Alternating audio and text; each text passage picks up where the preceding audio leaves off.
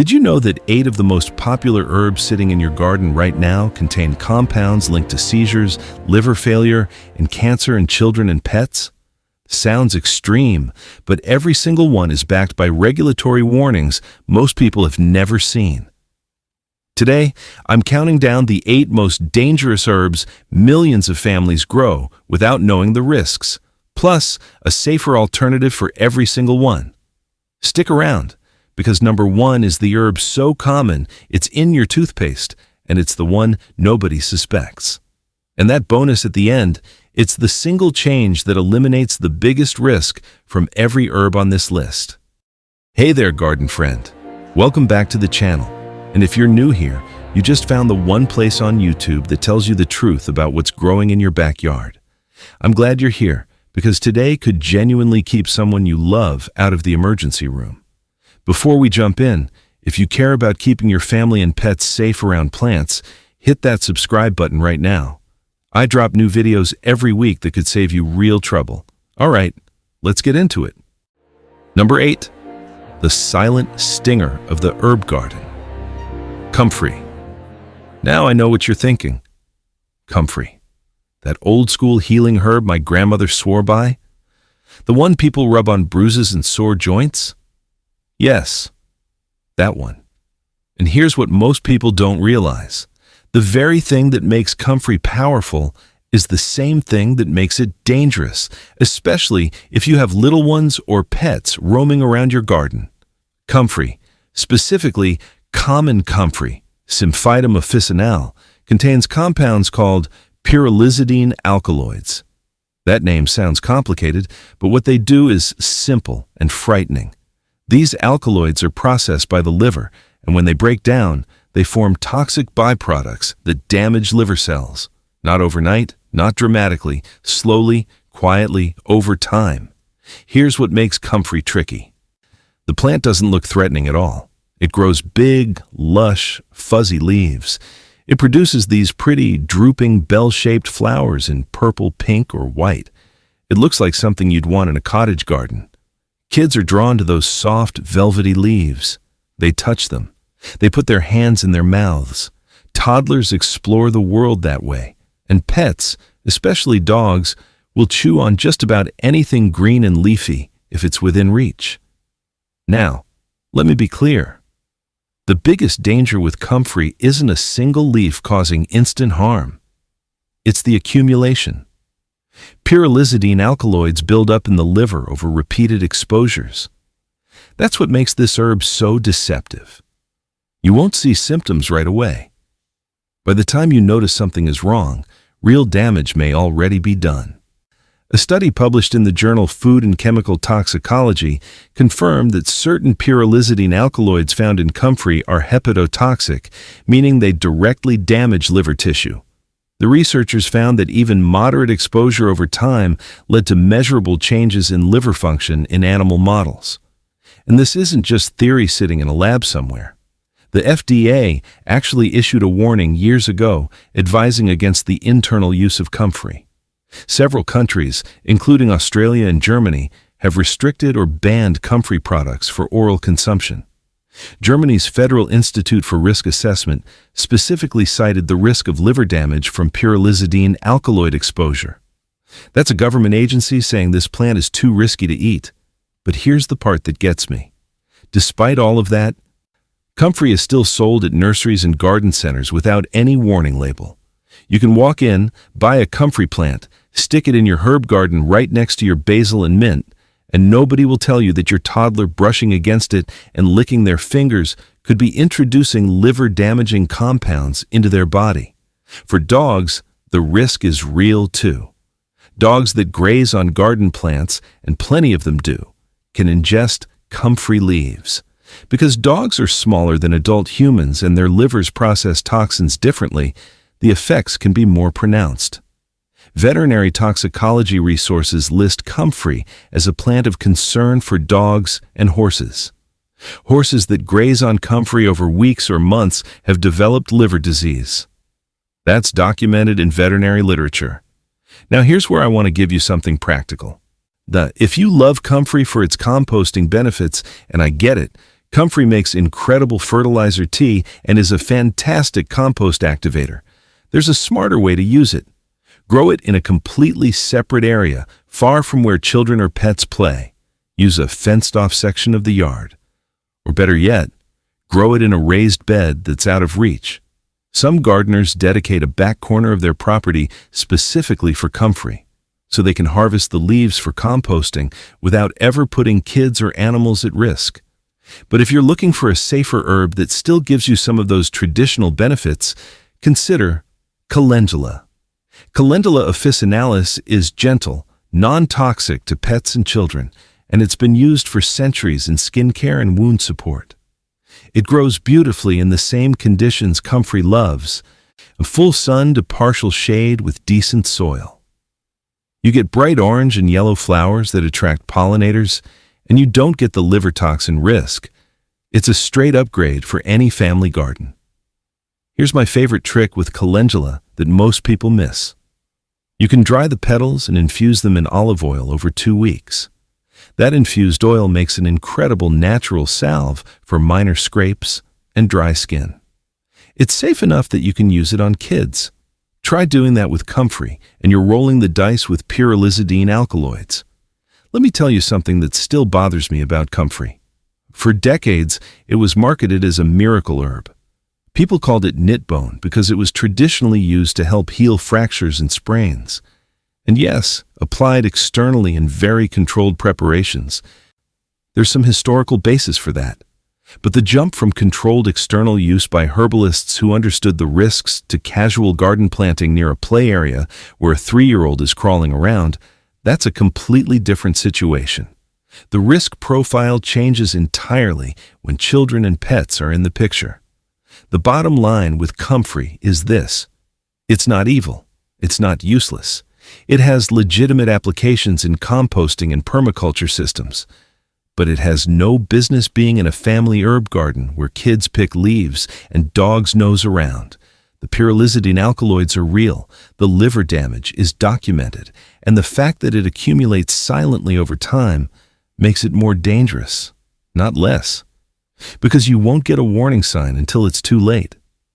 And if comfrey surprised you, wait until you hear about number 7. It's a plant that millions of people grow for tea without realizing that one specific part of it can cause serious harm to anyone who touches it the wrong way. Stay with me. Number 7, the backyard betrayer, borage. This one is going to catch a lot of people off guard because borage has become a darling of the organic gardening world. You see it recommended everywhere: pollinator gardens, companion planting guides, herbal tea recipes. It's got those gorgeous star-shaped blue flowers that look like they belong on the cover of a seed catalog. Bees go absolutely wild for it.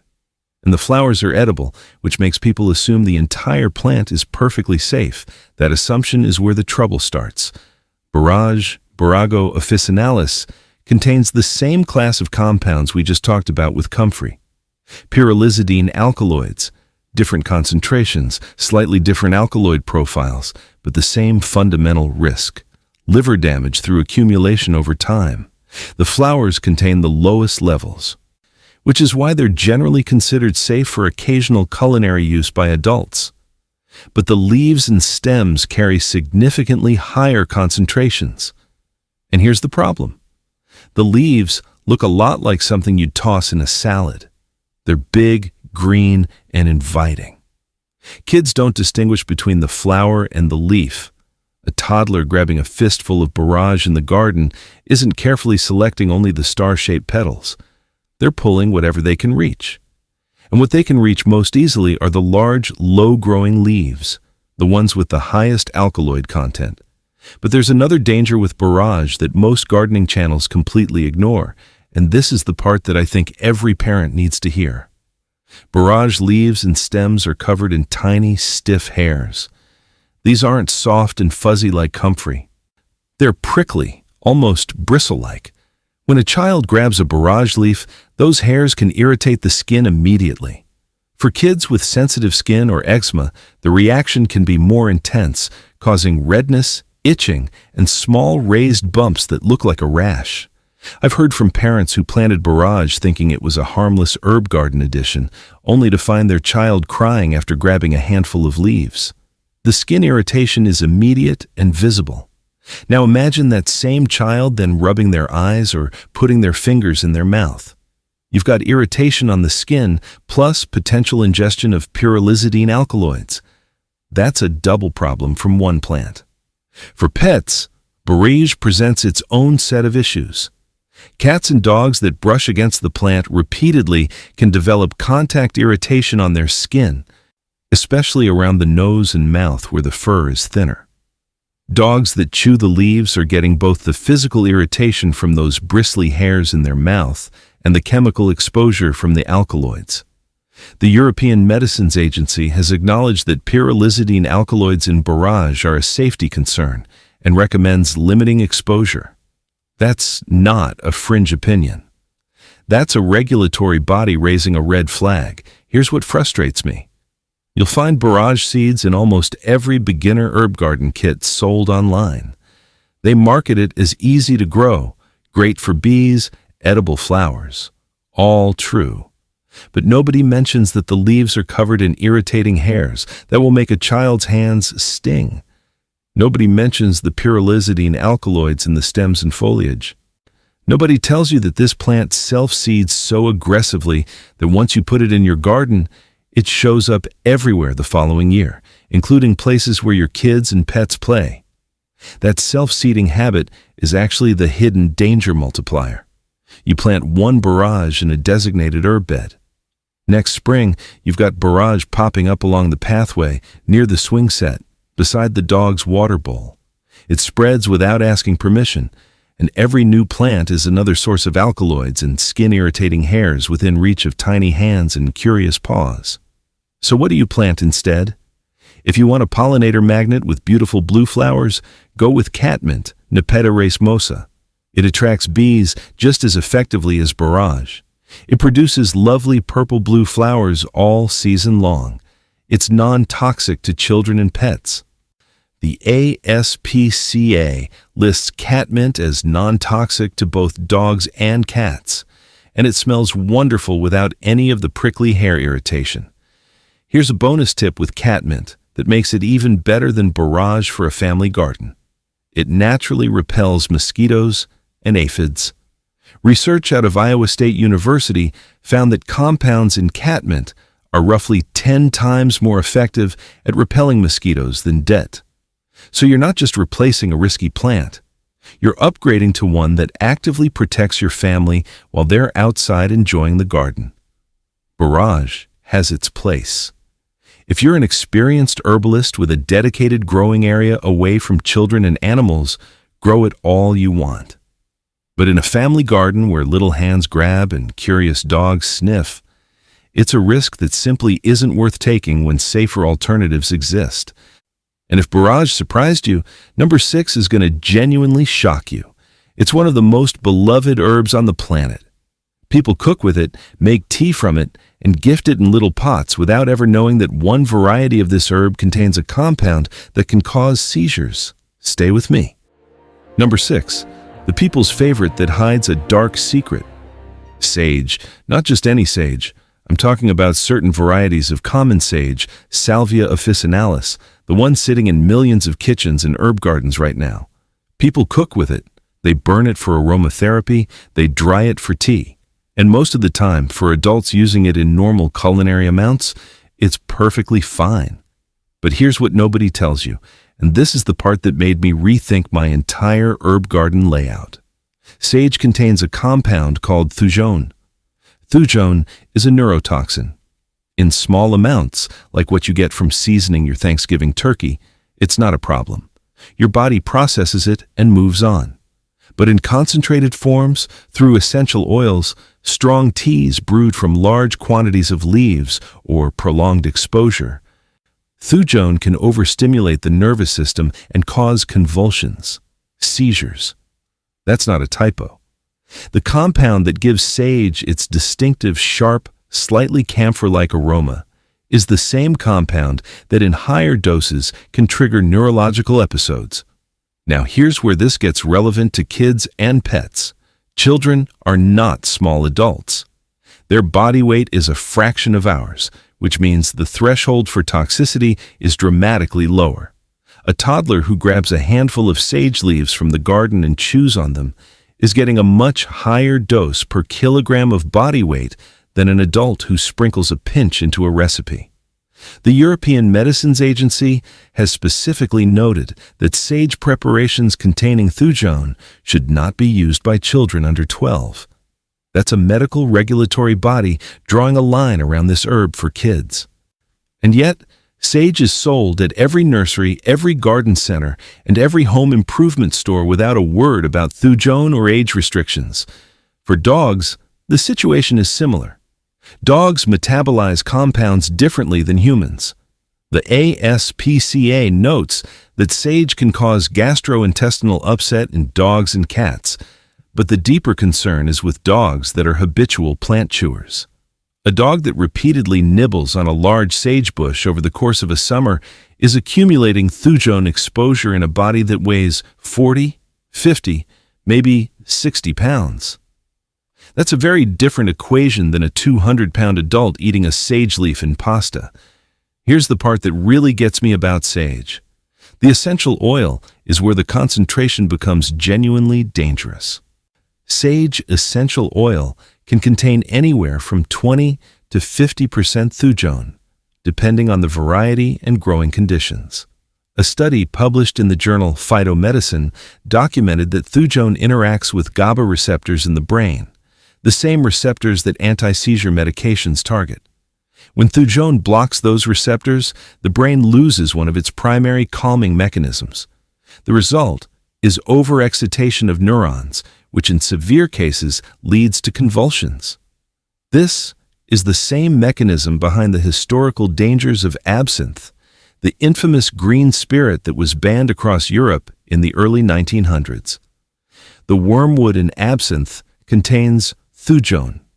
The madness, the seizures, the hallucinations attributed to absinthe drinkers were largely linked to thujone exposure. And sage, sitting in your herb garden looking completely harmless, contains the same active compound. I know what you're thinking. This sounds extreme for a cooking herb, and I hear you. For an adult using sage leaves in the kitchen, the risk is minimal. But we're not talking about adults cooking dinner. We're talking about a 3-year-old who picks leaves because they're soft and fuzzy. We're talking about a golden retriever who decides that sagebush smells interesting enough to chew. In those scenarios, the risk profile shifts entirely. So what do you plant instead? If you love sage for its savory, earthy flavor in cooking, try summer savory.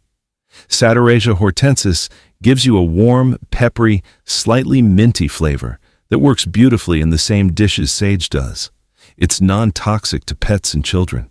The ASPCA lists summer savory as safe for dogs and cats. It grows easily in the same conditions sage loves, full sun, well-drained soil, and it's actually easier to maintain because it doesn't get woody and leggy the way sage does after a couple of seasons.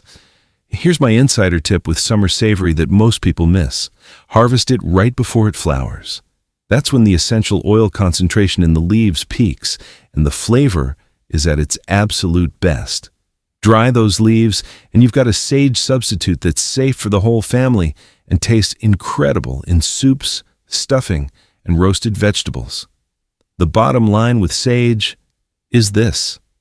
It's not dangerous in normal adult cooking, but in a family garden where curious kids and pets have unrestricted access to the plants, the thujone content makes it a risk that's simply not worth taking when safer alternatives exist. And if sage caught you off guard, number 5 is going to stop you in your tracks. It's one of the most popular herbs for teas and relaxation, recommended by wellness influencers everywhere. But one specific variety of this herb produces a compound that can cause severe liver damage in just days. Number 5. The wellness darling with a deadly secret, pennyroyal. This is the one that made me physically uncomfortable when I started researching it, because this herb is actively recommended by wellness influencers and natural living blogs as a calming tea and a natural insect repellent. People grow it, dry it, brew it, and share it with friends. And most of them have no idea that one specific compound inside this plant can destroy your liver in a matter of days. Pennyroyal, Menthopelagium, is a member of the mint family. It looks like mint. It smells like mint. It grows like mint. And that's exactly what makes it so dangerous. If you have other mints in your herb garden, pennyroyal blends right in. It's low-growing with small oval leaves, delicate purple flowers, and that familiar minty fragrance that makes you want to crush a leaf and inhale. Nothing about it screams danger. But here's what most people don't realize. Pennyroyal contains a compound called pelargone. Pelargone is metabolized in the liver into a series of toxic byproducts, the most dangerous of which is menthofurin. Menthofurin is directly hepatotoxic. It destroys liver cells. Not gradually like the pyrrolizidine alkaloids we talked about earlier. Rapidly. We're talking about cases where liver failure has occurred within 48 to 72 hours of concentrated ingestion. I know that sounds extreme, but it's documented. The American Association of Poison Control Centers has recorded multiple cases of pennyroyal oil poisoning resulting in acute liver failure and death.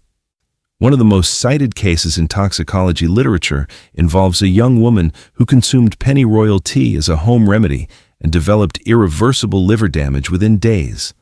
The case was published in the Annals of Internal Medicine and remains a reference point in clinical toxicology training to this day. Now, here's the part that should concern every parent. Pennyroyal tea has a long folk history as a remedy for digestive issues, headaches, and colds. That traditional reputation is still circulating online. You can find blog posts and herbal recipe sites recommending pennyroyal tea with no warning whatsoever about pelargone toxicity. Someone searching for natural cold remedies for their family could land on one of those pages, brew a strong batch, and unknowingly put their child's liver at serious risk. For children, the danger is amplified dramatically. A child's liver is still developing. It processes toxins less efficiently. The threshold for pelargone toxicity is significantly lower in a body that weighs 30 or 40 pounds compared to one that weighs 160. What might cause mild nausea in an adult could trigger a medical emergency in a child.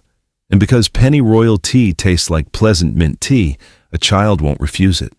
They'll drink the whole cup. For pets, pennyroyal has historically been used as a flea repellent. People rub the leaves on their dog's coat or plant it around the yard to keep fleas away. And while there's some truth to its insect-repelling properties, the risk to the animal is not worth the benefit. Dogs and cats that ingest pennyroyal, whether by chewing the plant or licking treated fur, can develop vomiting, diarrhea, lethargy, and in severe cases, liver failure. The ASPCA lists pennyroyal as toxic to both dogs and cats. Veterinary case reports have documented fatalities in dogs exposed to pennyroyal oil applied topically for flea control. Here's what really gets me about pennyroyal. It spreads. Just like every other mint, pennyroyal is an aggressive grower. You plant it in one corner of the garden as an insect repellent, and within a season, it's creeping into your herb bed, mingling with your spearmint, your peppermint, your lemon balm. Now you've got a toxic plant growing right next to the herbs you harvest for tea. And because it looks and smells so similar, a mix-up isn't just possible, it's likely. I've heard from gardeners who discovered pennyroyal had infiltrated their mint patch only after doing a close inspection of the leaf shape and flower structure. By that point, they've been harvesting from the mixed patch for months. So what do you plant instead? If you want a natural insect repellent in the garden that's safe for kids and pets, go with lemon balm, Melissa officinalis. We mentioned it earlier, and here's another reason to love it. Lemon balm repels mosquitoes and gnats effectively. It's completely non-toxic to children and pets, and it makes a tea that's not only safe, but actively beneficial for relaxation and sleep. The ASPCA confirms lemon balm is non-toxic to dogs and cats. It grows in the same conditions pennyroyal loves: partial shade to full sun, decent soil. Yeah, and it gives you everything pennyroyal promises without the liver-destroying compound hiding inside every leaf.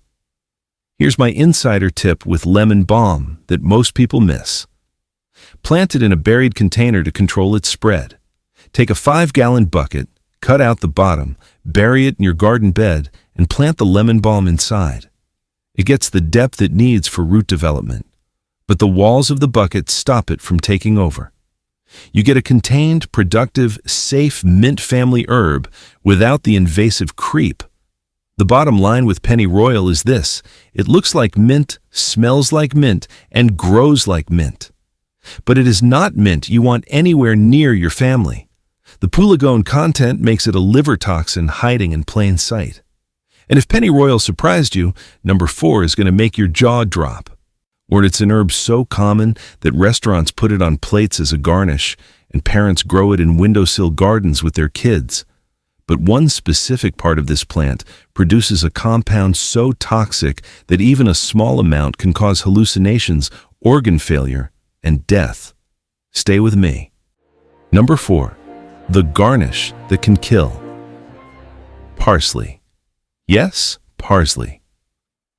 Before you click away, hear me out. I'm not talking about the curly leaf parsley you sprinkle on pasta or the flat leaf Italian parsley you chop into tabbouleh. Those leaves, in normal culinary quantities, are fine for adults. I'm talking about a specific part of this plant that most people never think about because they never let their parsley get that far. The seeds. And more specifically, what happens when parsley bolts, goes to flower, and produces those seeds in your garden where kids and pets can reach them. Parsley, Petroselinum crispum, contains compounds called furanocoumarins, with the most concentrated levels found in the seeds and the root. The primary toxic compounds are myristicin and apiole. And here's where this gets serious for families. Its apiole is a known uterotoxin. It was historically used as an abortifacient, a substance to terminate pregnancies. In the 19th and early 20th centuries, parsley seed preparations were one of the most common home remedies used for this purpose across Europe and North America. Women died from it. That's documented medical history. Now think about that compound sitting in a plant that grows in family herb gardens everywhere. A plant that children are encouraged to help grow because it's considered safe and educational. And it is safe as long as it stays in the leaf stage and nobody eats the seeds or roots in significant quantities. But here's the problem. Parsley is a biennial. In its second year, it bolts. It sends up tall flower stalks, produces clusters of tiny greenish-yellow flowers, and then forms seeds. Those seeds hang right at the height of a curious toddler. They look like tiny green beads. They're easy to pick. They're easy to put in a mouth. For adults, a handful of parsley seeds might cause nausea and digestive upset. For a small child weighing 20 or 30 pounds, the concentration of apiole and myristicin in even a small quantity of seeds can cause vomiting, diarrhea, abdominal cramps, and in more serious cases, liver and kidney damage. The journal Clinical Toxicology has documented cases of apiole poisoning from parsley seed preparations, noting hepatotoxicity and nephrotoxicity as primary concerns. For dogs, parsley presents a different but equally concerning issue. While small amounts of parsley leaf are sometimes added to dog treats for breath freshening, the furanocoumarins in parsley can cause photosensitization in dogs that consume larger quantities. This means the dog's skin becomes hypersensitive to sunlight, leading to painful burns, blisters, and lesions on areas with thin fur like the nose, ears, and belly. A dog that chews on a bolted parsley plant and then spends the afternoon in the sun can develop visible skin damage within hours. Here's the part that nobody talks about on gardening channels. Parsley essential oil, which is extracted primarily from the seeds, contains apiole concentrations between 50 and 80%. That oil is commercially available and sometimes marketed for aromatherapy or natural health purposes. If someone in your household buys parsley seed oil thinking it's as harmless as the herb itself, and a child or pet gets into it, you have a medical emergency on your hands. The concentrated form is orders of magnitude more dangerous than the plant.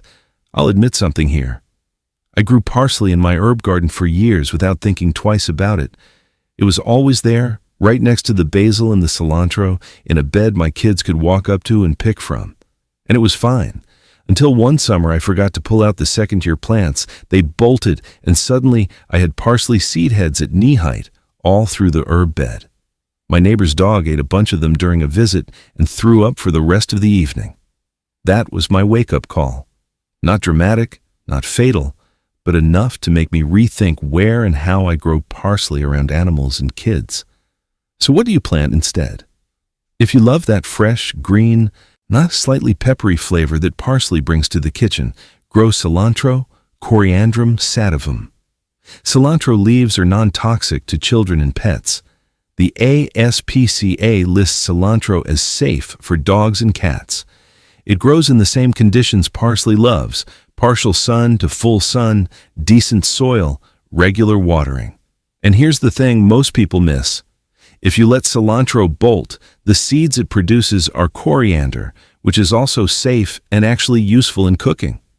So even if it goes to seed, you're not introducing a toxic compound into your garden.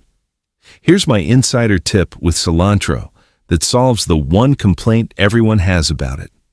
Cilantro bolts fast in warm weather. To keep it producing leaves all season, succession plant it every 3 weeks.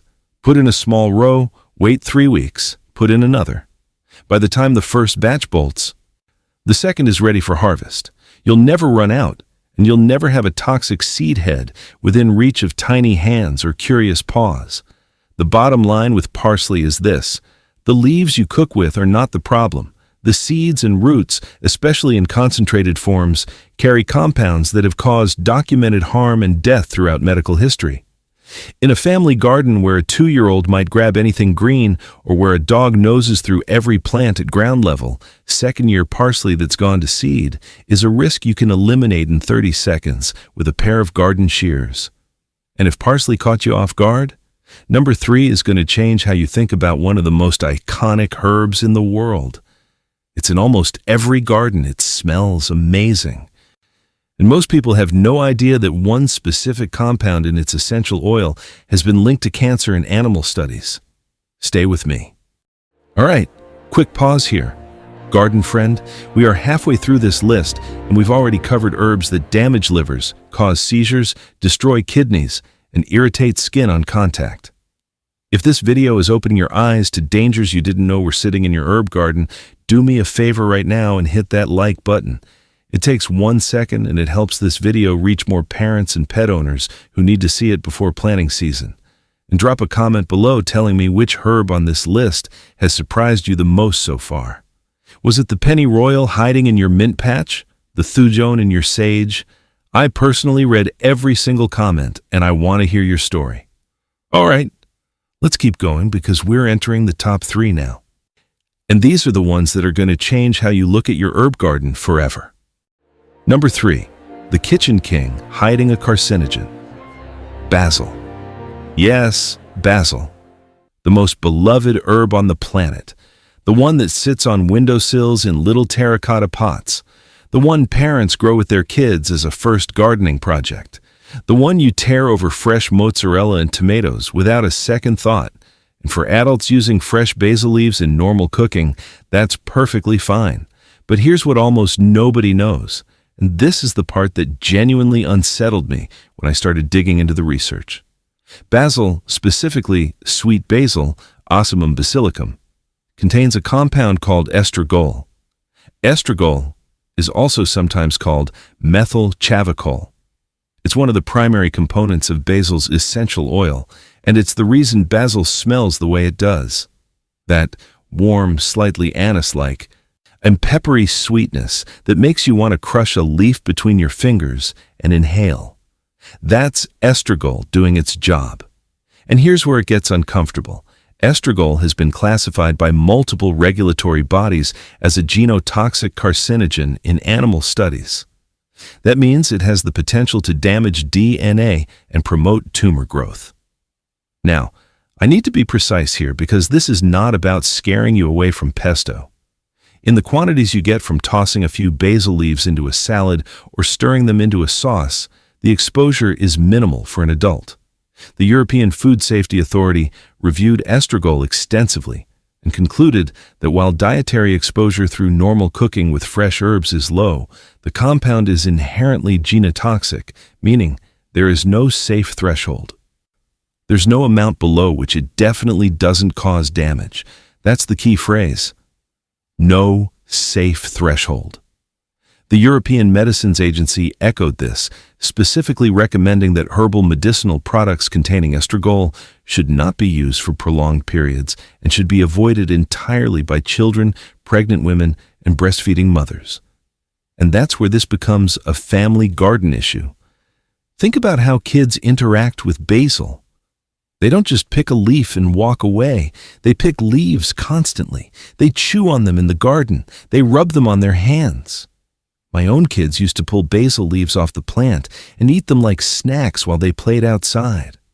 And if you've ever grown basil, you know it produces prolifically. There's always a leaf within reach. A child who eats several fresh basil leaves a day over the course of a summer is getting repeated estragol exposure in a body that weighs a fraction of an adult's. The dose per kilogram of body weight is significantly higher. But here's the part that really concerns me. Basil essential oil. This is where the concentration of estragol becomes genuinely alarming. Depending on the variety and growing conditions, basil essential oil can contain anywhere from 20 to 80% estragol. Some tropical basil varieties push even higher. That oil is commercially available and marketed for aromatherapy, massage, and natural wellness. People diffuse it in their homes. They add it to bathwater. Some natural health sites recommend ingesting it. A study published in the journal Food and Chemical Toxicology found that estragol undergoes metabolic activation in the liver, forming a compound called 1'-hydroxyestragol, which binds directly to DNA. That binding is the mechanism behind its genotoxic effect. The researchers specifically noted that children's livers metabolize estragol more actively than adult livers, which means the toxic metabolite is produced at a higher rate in young bodies. For pets, basil is generally listed as non-toxic by the ASPCA in terms of acute poisoning. A dog eating a basil leaf isn't going to have an emergency, but the long-term estragol exposure question hasn't been studied in household pets the way it has in laboratory animals. What we do know from rodent studies is that chronic estragol exposure led to liver tumors. The International Agency for Research on Cancer has listed estragol as a possible human carcinogen based on this animal data. When a compound causes liver tumors in multiple animal species, the scientific community doesn't dismiss it just because the human data isn't complete yet. They flag it. And they have. Here's what frustrates me about basil. It's marketed as the ultimate family-friendly herb. Every kid's gardening kit includes basil seeds. Every beginner herb garden guide puts basil at the top of the list. And none of them mention estragol. None of them mention that the European Medicines Agency says children should avoid prolonged use of estragol-containing herbs.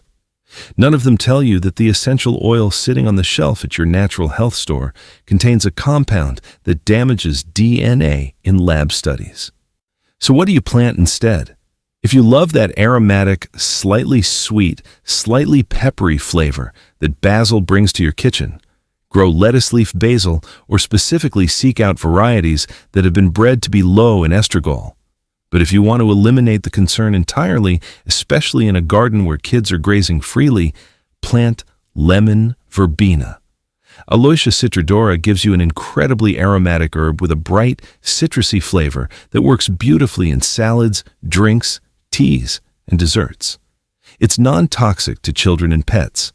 The ASPCA lists lemon verbena as safe for dogs and cats. It grows in full sun, handles heat well, and produces abundantly all summer long. Here's my insider tip with lemon verbena that most people completely miss. Harvest the leaves right before the plant flowers. Dry them in a single layer out of direct sunlight for 3 to 4 days and store them in an airtight jar. Those dried leaves make a tea that is genuinely one of the best herbal teas you'll ever taste. Light, fragrant, calming, and completely safe for the whole family, including kids. You won't find a DNA-damaging compound hiding anywhere in the cup. The bottom line with basil is this: fresh basil leaves in adult cooking are not the crisis. The crisis is the essential oil concentrations, the prolonged daily exposure in small children who treat the herb garden like a snack bar, and the complete absence of any consumer awareness about estragol. In a family garden where a 4-year-old pulls leaves and eats them every time they walk past the herb bed, the risk equation is different than it is for an adult sprinkling chiffonade over bruschetta. And when safer, equally delicious alternatives exist, why take that chance? And if basil caught you off guard, number 2 is going to stop you cold.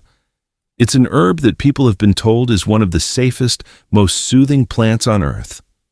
Mothers give it to infants. It's in baby teas, sleep remedies, and skin products marketed for newborns. But a specific compound in this herb has been linked to blood thinning, allergic reactions so severe they require emergency treatment, and dangerous interactions with medications that millions of people take every day. Stay with me. Number 2, the gentle healer that can send you to the emergency room. Chamomile. I know, chamomile. The tea your grandmother made when you couldn't sleep? The one in every baby product on the shelf? Yes, that chamomile. And what I found in the research genuinely changed how I think about what we give to the most vulnerable people in our families. Chamomile belongs to the Asteraceae family. That's the same botanical family as ragweed. And here's what most people don't realize. If anyone in your family has a ragweed allergy, and roughly 23 million Americans do, you are at significantly elevated risk of a cross-reactive allergic response to chamomile. This isn't mild sensitivity. This is anaphylaxis territory. The journal Allergy published case reports of patients experiencing full anaphylactic reactions after consuming chamomile tea. Throat swelling, difficulty breathing, rapid drop in blood pressure. One case involved a patient who had consumed chamomile tea dozens of times without incident before suddenly developing a severe response. That's the insidious part. Chamomile allergies can develop over time through sensitization. The European Medicines Agency specifically notes that chamomile products should not be used by individuals with known hypersensitivity to Asteraceae plants. But how many baby product labels tell you that? Almost none. Chamomile also contains coumarins, compounds with anticoagulant properties. Warfarin, one of the most commonly prescribed blood thinners, has a known interaction with chamomile. The journal Pharmacotherapy published a case report of a patient on warfarin who developed internal bleeding after regularly drinking chamomile tea. Millions of people take blood thinners. Many drink chamomile tea at night. Nobody at the pharmacy warned them. For babies, chamomile tea can replace breast milk or formula feedings, and pediatricians have documented failure to thrive cases from herbal tea supplementation. The American Academy of Pediatrics has cautioned against giving herbal teas to infants under 6 months. Chamomile essential oil applied to baby skin can also trigger allergic contact dermatitis, documented in the journal Contact Dermatitis. For pets, the ASPCA lists chamomile as toxic to dogs, cats, and horses. The toxic principles include bisabolol, chamizoline, anthemic acid, and tannic acid. A small dog chewing chamomile plants regularly is getting a dramatically higher dose per kilogram than a large breed would. I'll admit something. When I used to grow chamomile specifically because I thought it was the one herb I didn't need to worry about. My wife made chamomile tea for our youngest when she was teething. We put chamomile lotion on diaper rash. Nothing bad happened. But when I discovered the ragweed cross-reactivity data, the warfarin interactions, the ASPCA toxicity listing, and the infant dermatitis case reports, I had to ask myself a hard question. Were we lucky or were we informed? We were lucky. We were completely uninformed. And that's the problem. So what do you plant instead? Plant lavender. Lavandula angustifolia gives you calming, beautifully fragrant benefits without the allergen cross-reactivity. A study in the journal Phytomedicine found oral lavender preparations reduced anxiety comparably to low-dose benzodiazepines. The ASPCA lists lavender as non-toxic to dogs and cats. It grows in full sun, handles drought beautifully, and produces stunning purple flower spikes all summer. Here's my insider tip. Harvest lavender flowers just as the buds begin to open. Bundle the stems and hang them upside down in a dark, dry spot for 1 week. Strip the buds and sew them into small muslin sachets. Put one inside your child's pillowcase. The gentle fragrance promotes relaxation and sleep without any tea, essential oil, or skin contact with concentrated compounds. It's passive, safe, and it works. The bottom line with chamomile is this. For a healthy adult with no ragweed allergy and no blood-thinning medications, an occasional cup is probably fine. But in a family garden where the risk profile includes children, pets, medications, and essential oils, switching to lavender isn't paranoia. It's parenting.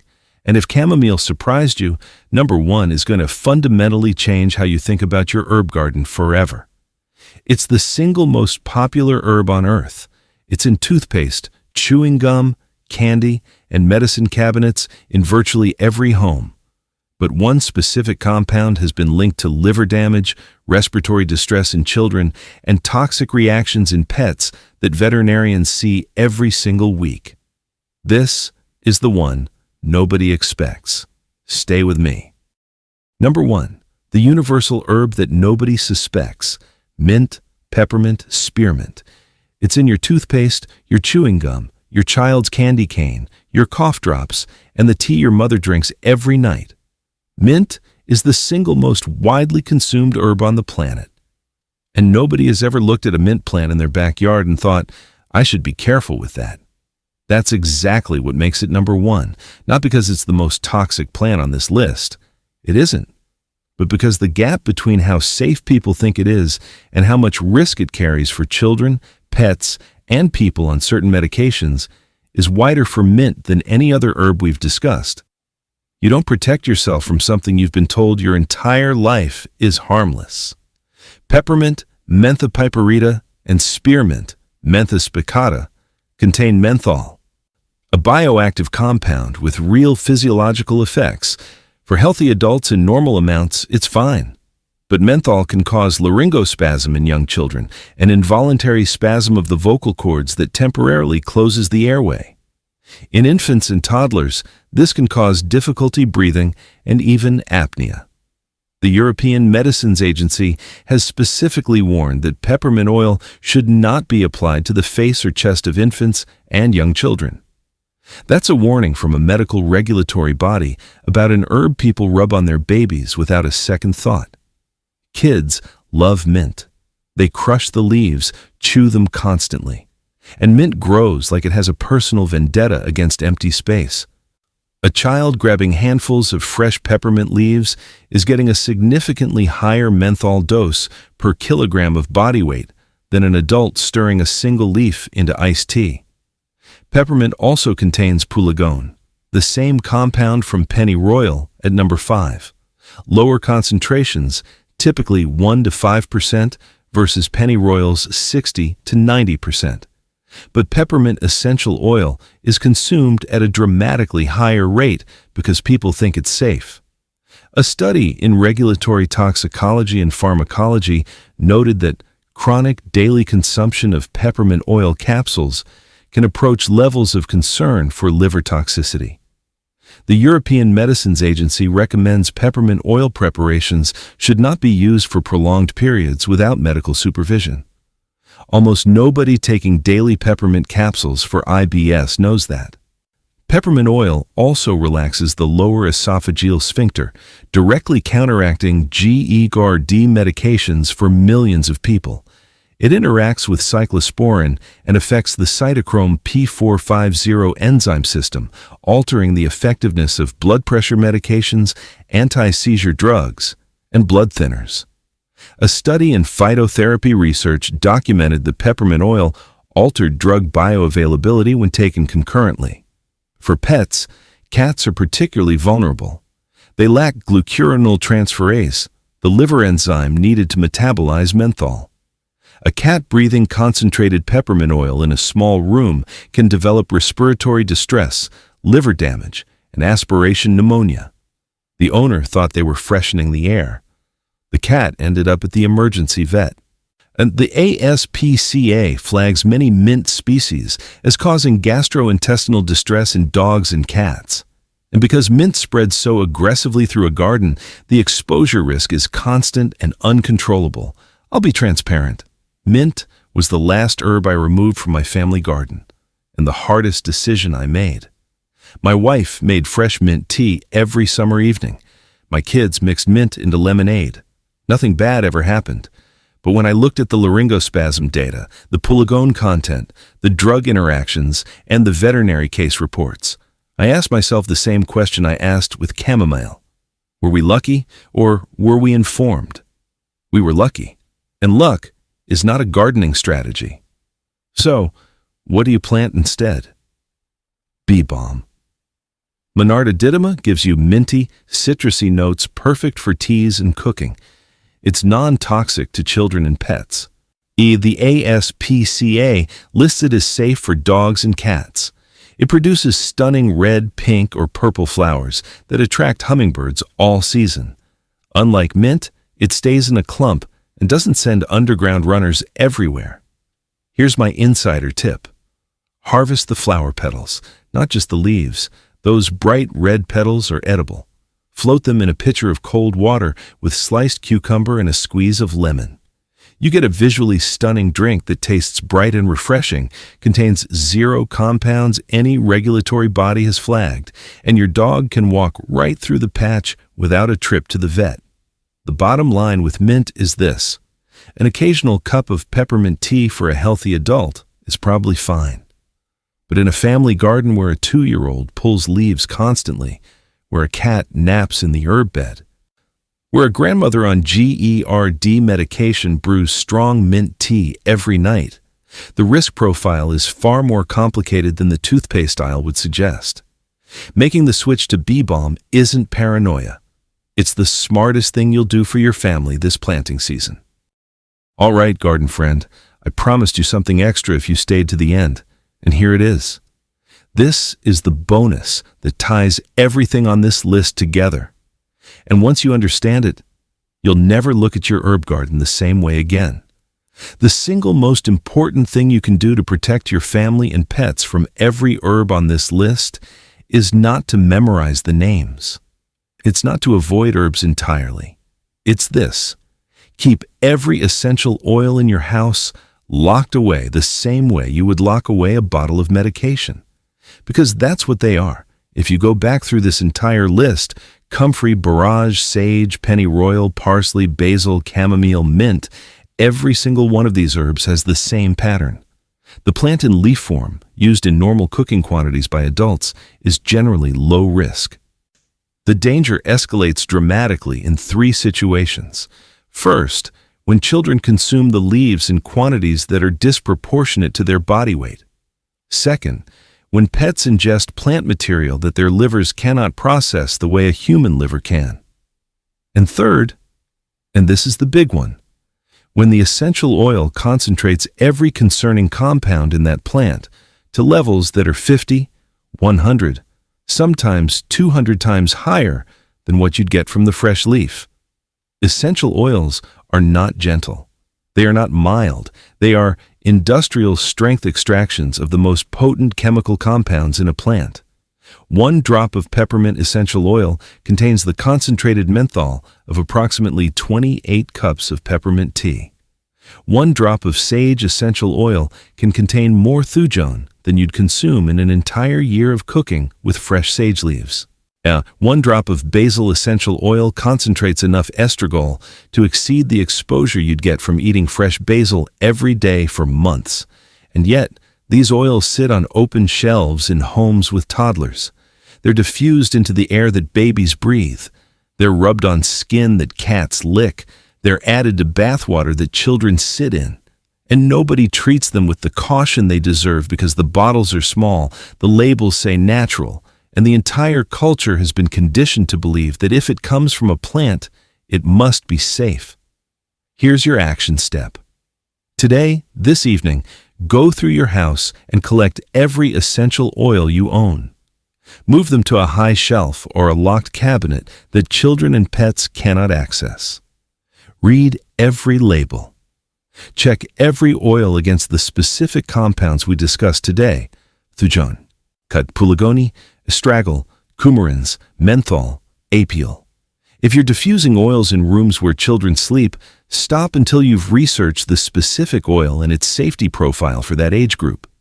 If you're applying oils topically to pets, stop completely and talk to your veterinarian.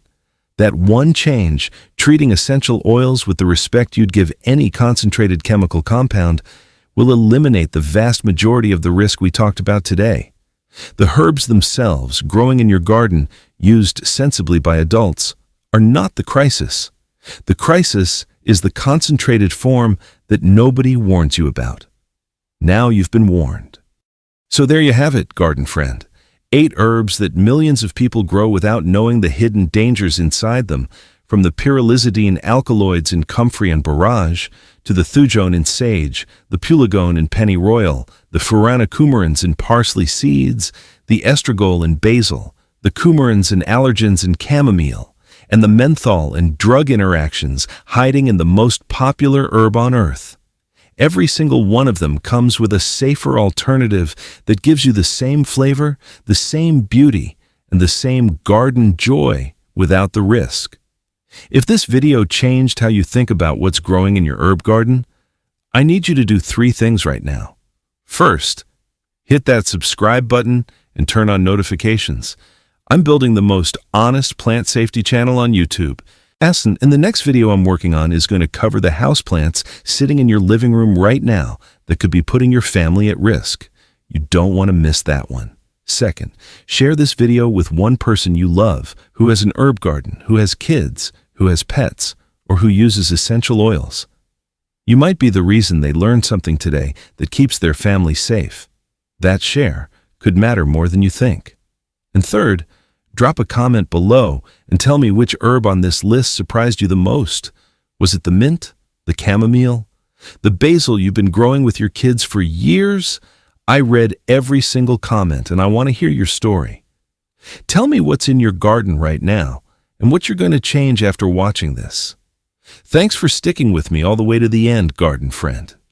You're here because you care about keeping the people and animals you love safe, and that makes you exactly the kind of person this channel was built for. Now get out there, grow something amazing, and grow it safely. I'll see you in the next one.